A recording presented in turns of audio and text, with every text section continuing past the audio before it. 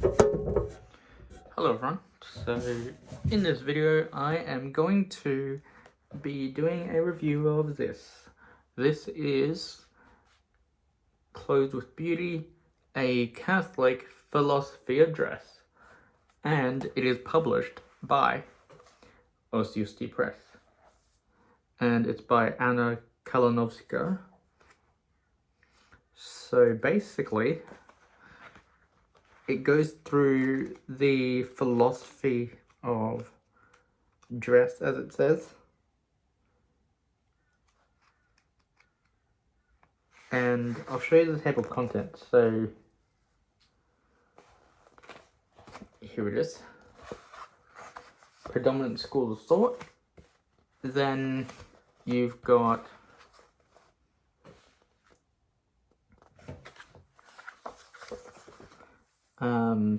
problems with normalcy, art principles, elegance versus beauty, materials, learning from the valiant women, learning from religious sisters on men's dress, and then recommended reading and critiques. And then she's got an appendix on where to go for clothes, and then a little bit about herself. So what interested me in this one is the men's dress chapter. So that is 93, I think it is, yes.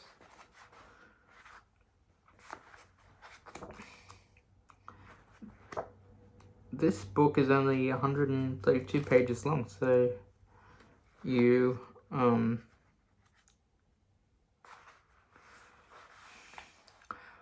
you wouldn't take long in reading this. And then Anna actually employs Sebastian Morello to talk about men's dress, so she quotes him here.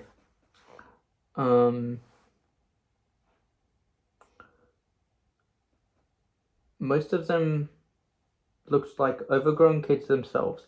Typically, the fathers wore tracksuit bottoms. What in the US are called sweatpants and t-shirts, hooded jumpers, and trainers. Acceptable perhaps if you're off to a workout, but these men were off to the office. They looked awful. I would look upon these men, most of whom were middle class and white-collar workers, and I'd think, what a bunch of scruffs.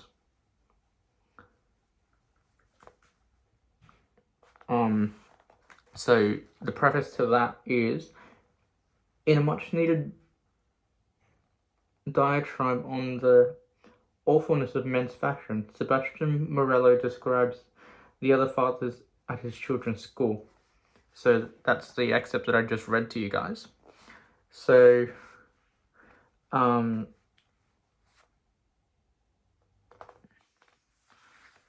let's see what else.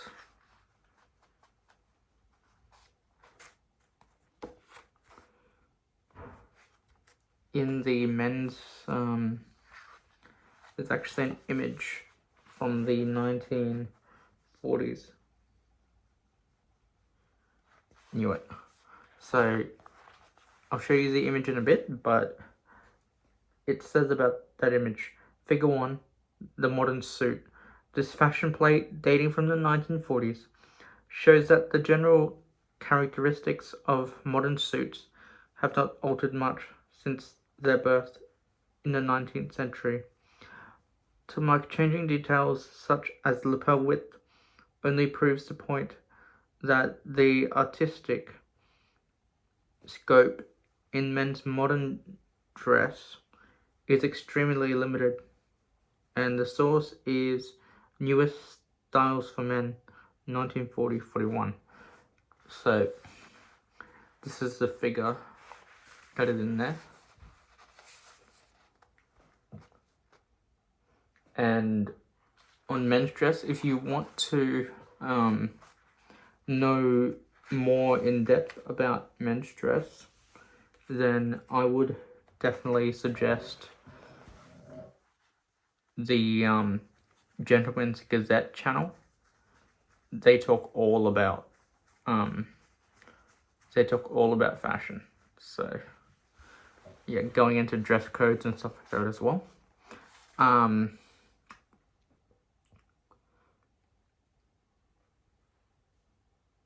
show you these two figures as well after I read this. We have grown so accustomed to men's attire lacking grace that we now hardly know what we're missing. Only when we really consider modes of the past does one begin to comprehend the impoverishment of men's dress today. Take, for instance, the Eustacours of the 18th century. Cut in all graceful curves of angle, rich fabric in every possible hue, compared to the modern suit jacket, which is always just another grey block variant. I mean, even white tie, black tie, morning dress, the most formal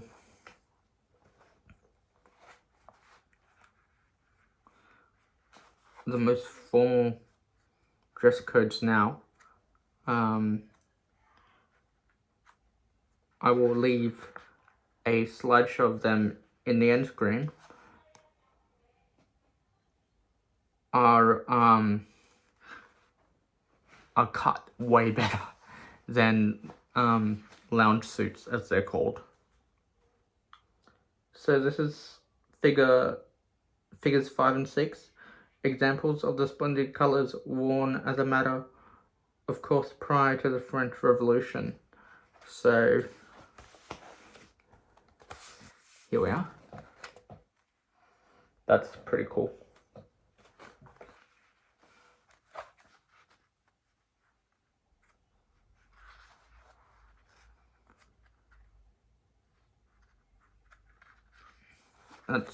So basically, yeah, this book is this book just talks about the actual philosophy of dressing. So I'll read you chapter 4. So yeah. On reading the previous chapter, a reader might observe that although I promote beautiful dress in the abstract, the illustrations I present fall short of beauty. They are, rather, what we might more aptly described as just pretty or elegant. The truth of the matter is that contemporary dress lacks beauty. By contemporary dress, I mean not only shapeless t-shirts, yoga pants and ripped jeans, but also the very best that today's society can muster. Certainly, we may still find clothing that we call pretty or elegant, but for an ensemble to deserve the epithet of beautiful. I don't know how that word is pronounced. You see that word, guys? I'll leave my finger on it. So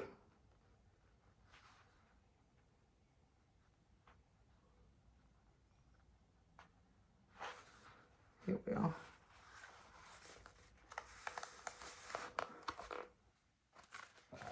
Basically where my finger is. Epithet? I'm not sure.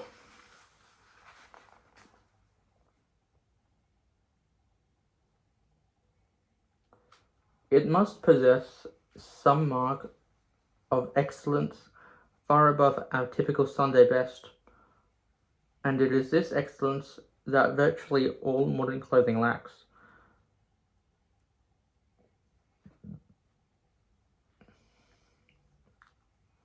In his Aesthetics, Dietrich von Hildebrand presents the family of aesthetic values that includes, among others, the lovely, the pretty, the charming, the graceful, the poetic, and the sublime. The queen of the aesthetic values is beauty. Hildebrand goes on to make an important distinction between beauty and elegance. The latter value he identifies as this worldly, whereas beauty is otherworldly. Though he considers elegance certainly within the family of aesthetic values and closely related to gracefulness, he sees it also as rooted in the mundane. Elegance, Hildebrand writes, has no place in eternity. This careful delineation of aesthetical terms helps to explain the tension one feels when pondering paintings that depict certain modern saints clad in three-piece suits or physicians' jackets among the choirs of heaven. While saints of former centuries have enjoyed truly beautiful remarks that transposes easily to portrayals of the heavenly court, the clothing of modern saints, elegant at best, invariably strikes a discordant note. Even the best artists cannot properly apatheosize a man wearing trousers and a necktie. To further explore the difference between elegance and beauty, let us consider the figure below.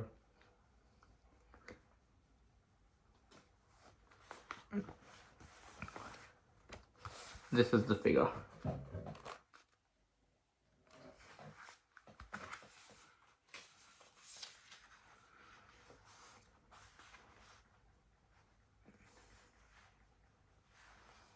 And then here are 3 more figures. You guys can read that. So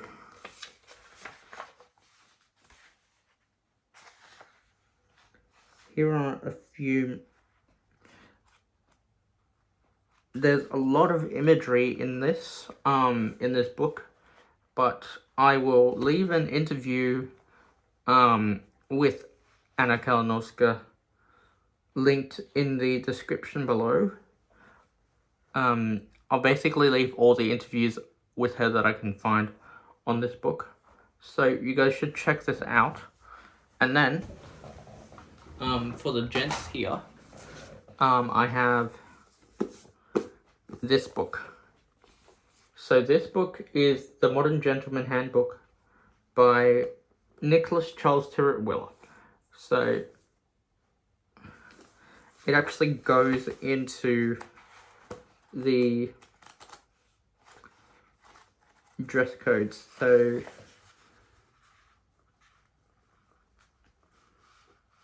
I'll leave a link to both of these books in the description. So they basically go hand in hand, because Anna Kalinowska here talks about the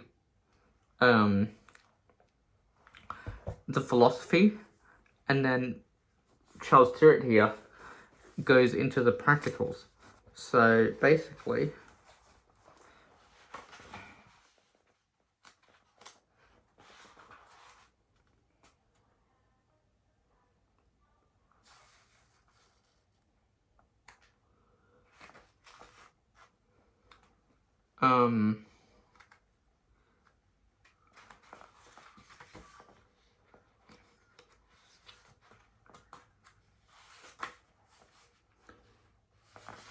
alright, so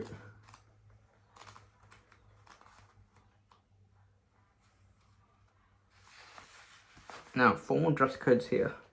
So, white tie is the first one that Charles Tyrwhitt goes into. So the smartest of evening wear. So, most people never get to wear white tie. Events this formal are few and far in between. Royal ceremonies, state and livery dinners, the smartest of Highland balls. But if you are lucky enough to get an invitation to the palace, step up and dress up.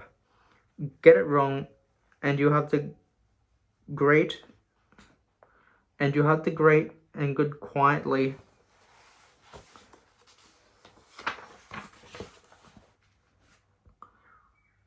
sniggering at you as this mightiest of dress codes quickly exposes the inner nose from the don't knows. So swat up and be battle ready. So it's not just a white bow tie or a black bow tie for black tie and white tie. So it's also called tails. Or you'll hear it as full fig with the top hat, or you will just hear it as white tie, full evening dress. So here's what to wear and the FYIs. Black wool tailcoat with grosgrain silk peaked lapels, covered buttons and a single vest in the back. Knee lengths and always worn undone. So that's the tailcoat. FYI, know your tailcoat from your morning coat. I will go into morning dress in a bit. The clue is in the fronts. A morning coat continuously curves away from the lapel to the tail, whereas the tailcoat is distinctly cut away at the waist. Black high-waisted, pleated and tapered trousers with double braiding, side stripes of grosgrain silk in the outside leg seam can be worn with formal white braces. So basically, I will also leave a link for some videos of the formal dress codes from the Gentleman's Gazette as well. White Marcella waistcoat, double-breasted with a shawl collar is smartest, sometimes backless. FYI, this is the one and only occasion where you can get away with a backless waistcoat. Tailcoats must be kept on all evening and can be warm to wear, so going backless is a good idea if it's going to be hot. White Marcella bib shirt with double cuffs and a wing collar, either part of the shirt or a detachable one is fitted to a tunic collar with collar studs, one with cufflinks and shirt studs. A loop on the yoke, the bit across the shoulders, keeps a backless waistcoat in place. So here's where Charles Tyrwhitt gets it wrong. So for black tie, you want French cuffs, which is double, which means that they fold onto themselves. But for white tie, what you want is single cuffs that fasten with cufflinks. So just a single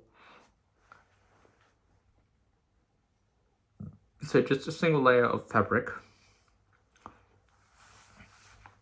So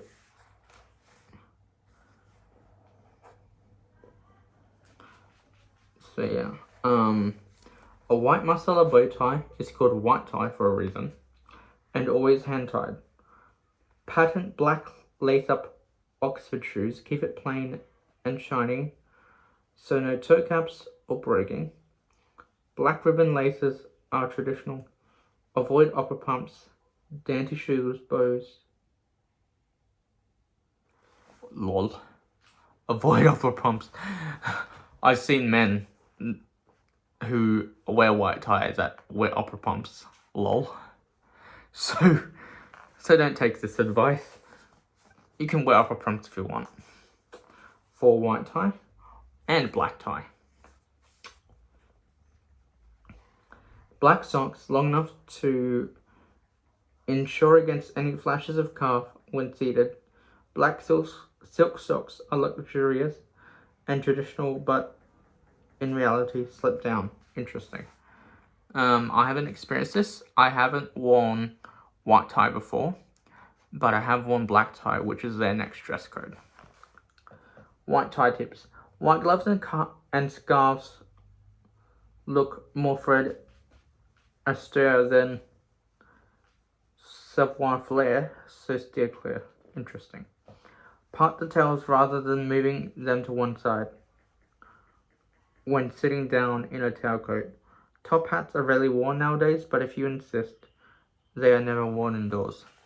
That's with any hats.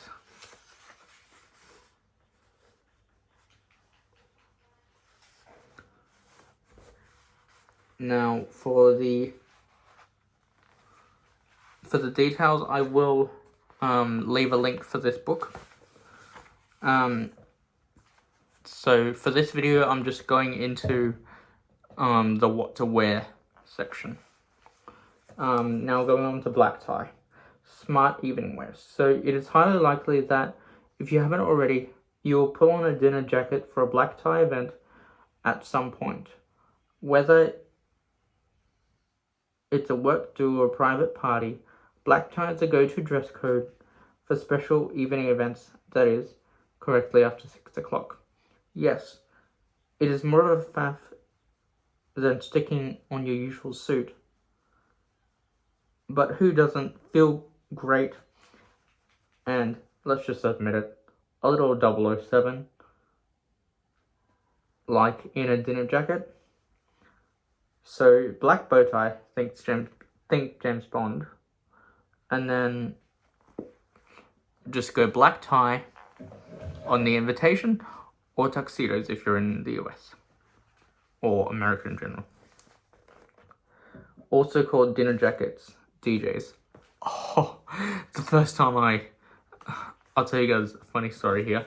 The first time I saw DJs, I was like, what? Like, this was on a black tie Facebook group that I'm in, and holy, that put me off guard. Call it a dinner suit, and you sound like Doughboy. So what to wear? Black wool jacket with silk peaked lapels or a shawl collar. So I have a shawl collar dinner jacket. So covered buttons and no vents, can be single or double-breasted. Single-breasted dinner jackets traditionally have only one button, which is not done up. I mean, it's basically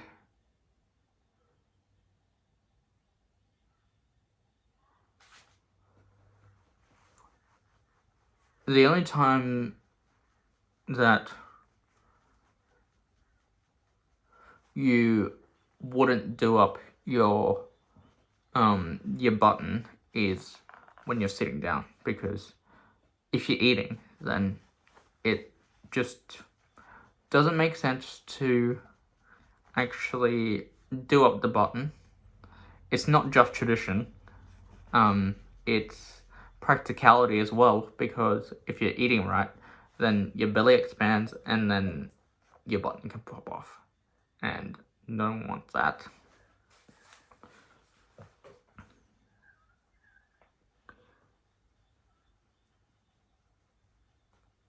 Then FYI, dinner jackets are never taken off.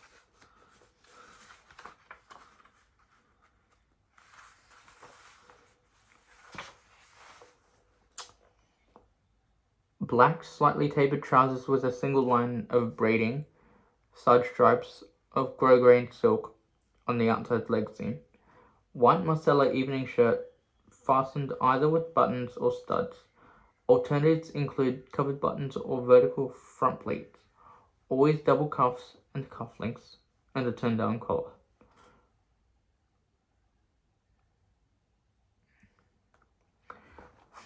Interesting that they say Marcella. I don't think I ever realized that black tie was Marcella, the shirt. Black bow tie, FYI, wing collars should never be worn for black tie. I find that interesting because I don't think I've ever heard that advice. Black bow tie, always hand tied, see below. Never wear a black tie instead of a black tie as in a black necktie instead of a bow tie. It even looks wrong in Hollywood. Black highly polished or patent lace-up shoes. Long black socks. Pocket squares should be white silk. Yeah, because it's just that harmonious look. So white pocket squares with your dinner suit. Black tie tips. Never wear a pre-tied bow tie. It marks you as an uninformed amateur from a mile off and is equivalent to wearing a cardigan with a shirt front sewn inside. White dinner jackets are a thing of the tropics and cruise ships and will make you look like you're at the captain's cocktail party or the dinner dance at the all-inclusive. Velvet smoking jackets can be worn for black tie in certain situations. See page 59. So basically, if we go to page 59, I'm on 52 right now.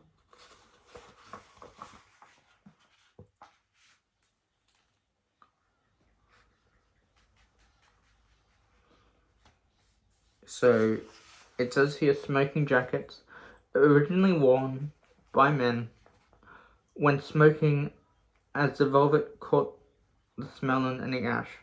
Think port and cigars. Can be worn by the brave in blue, burgundy, or dark green as a black tie alternative to the dinner jacket, paired with black tie trousers, shirt, and bow tie. And if you want to go the whole hog, matching velvet slippers. So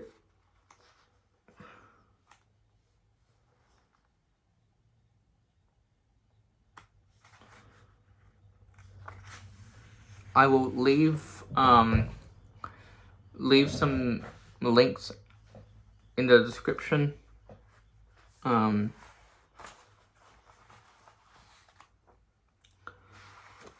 for actual visuals showing this. So just check out the description for videos, and then we will go into morning dress. So this is formal day wear.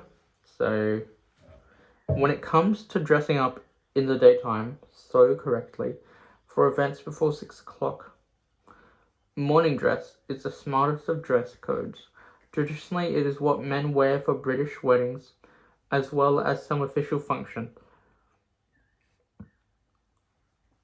Example, garden parties at the palace, and society events. Example, Royal Ascot. It's the quintessential British gents garb, driven by tradition, but with a touch of peacock and panache.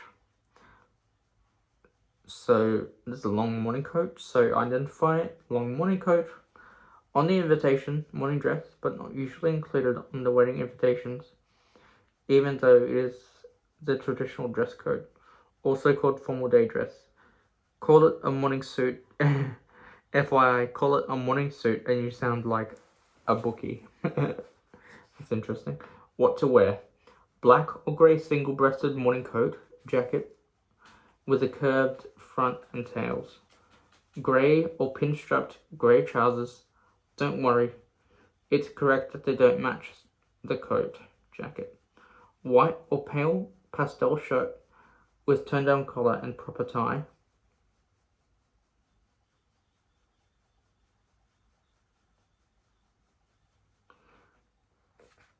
FYI, never go for a wing collar with cravat and stick pin.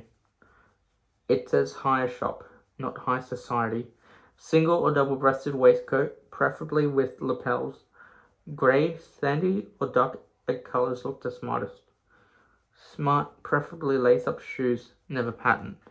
So the never pattern is because you want to save it for formal evening wear, which we just talked about, black tie or white tie.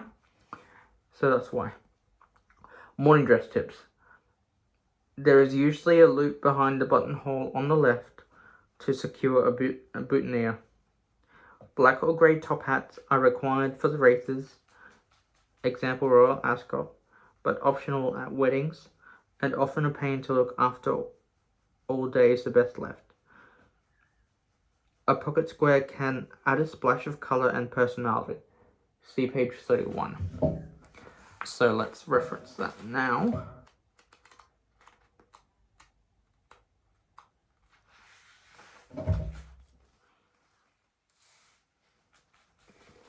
So pocket squares.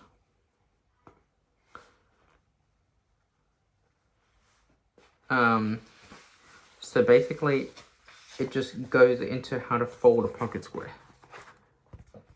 I'll allow you guys to read that.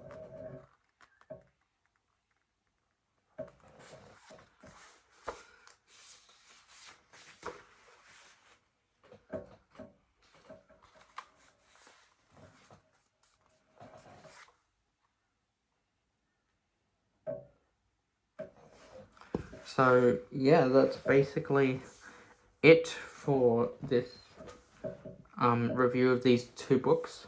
So thank you for listening. To support me further, please like, share, subscribe, comment, and God bless. Thank you.